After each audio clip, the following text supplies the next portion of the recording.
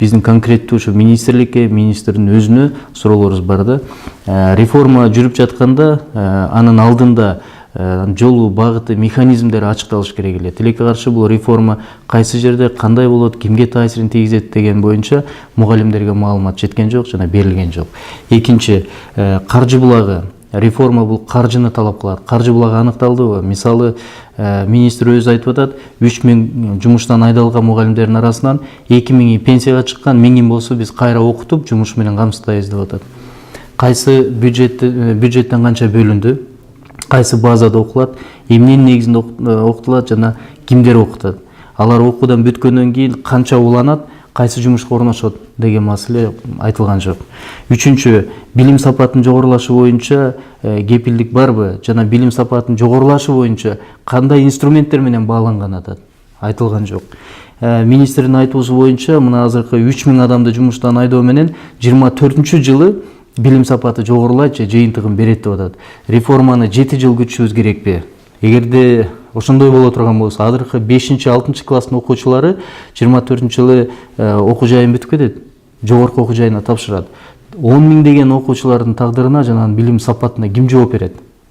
Жана ушу 24кө чейин биз күтүү менен 3000 адамдын тагдырын талаага чыдап койгон болобузбу? Бешинчи маселе, бул өтө орчундуу маселе. Мен ушу учурдан пайдаланып министрдин өзүнө кайрылат элем да. Сиз кетесиз. Анткени бизде мына 30-чу өкмөт башчы иштеп атат, 30-чу өкмөт башчы менен 30-чу өкмөттүн аппараты иштеп атат. Анын кабинети иштеп атат. Мына эртең сиз кетесиз, сиздин ордуңузга башка адам келип бул реформаны улантабы же өзгөртөбү? Эч ким кепилдик бербейт да. Эгерде сиз кетсеңиз, бул реформа эмне болот? Каягына барып такалат жана 3000 адамдын тагдырына ким жооп берет? Андан тышкары эң чоң көйгөйлүү бул билим сапатына ким жоопту деп табылат. 6-чы маселе. Азыр мына 3000 мугалим жумуштан айдалып атканда кимдин таанышы калат, кимдин баягы жактоочусу жоктор кетет. Директордун, району жана министрдин жоопкерчилигин ким карайт жана ким алат деген маселе. Мына ушуларга жооп берип, бизди ынандыра турган болсо, мугалимдерге туура маалыматты жеткире турган болсо, биз толугу менен билим берүү тармагында реформаны колдоп бермекпиз. Анан кошумча иретин айтат элем.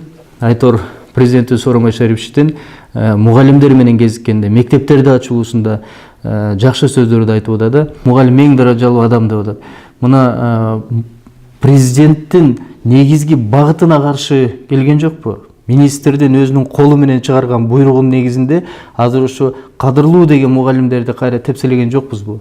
Мына ушуларга жооп бере турган болсо биз колдоп беребиз. Эгер жооп бере албаса, анда бул реформасын кайтарыш керек.